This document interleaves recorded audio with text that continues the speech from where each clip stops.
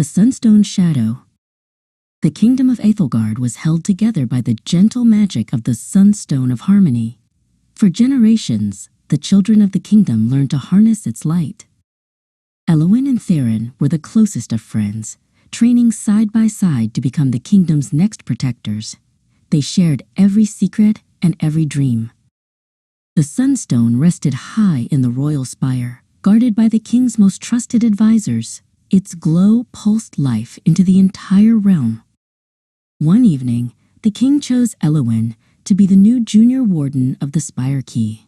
This meant she held the only spare key to the antechamber. Theron watched, a flicker of something dark crossing his face.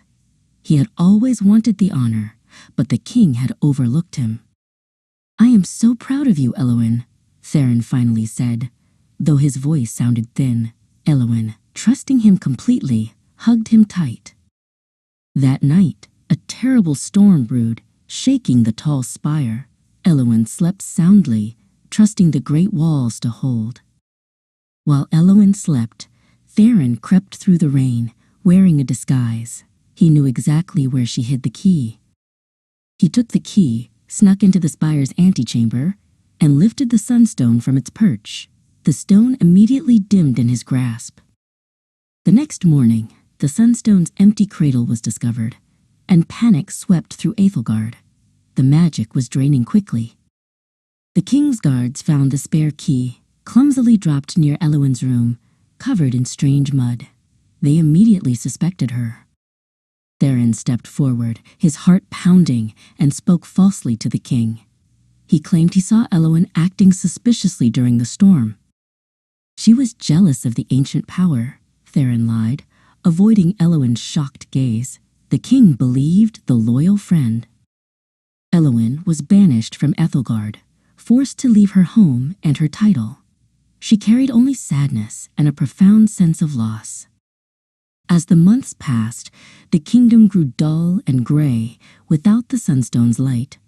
The people felt the coldness of the betrayal. Theron still held the Sunstone hidden beneath his floorboards, but it refused to shine for him. He felt its magic fading and his own peace dissolving. Guilt followed Theron like a persistent shadow, making his sleep restless and his waking hours miserable. He missed his true friend terribly. Meanwhile, Elwyn lived in the wild woods, learning to trust the quiet strength of nature. She kept her kindness, even when betrayed. One winter morning, Theron could bear the injustice no longer. He ran to the king, carrying the stolen, lifeless stone.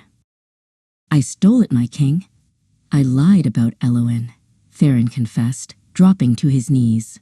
"My jealousy clouded my heart." The king, saddened but wise, sent riders immediately to find Elwyn. The kingdom desperately needed her honest heart. When Elwyn returned, she went straight to the gray, cold Sunstone. She didn't seek vengeance, only restoration. Elwyn poured her pure light and forgiveness into the object, healing the break that Theron's betrayal had caused. The Sunstone flared bright.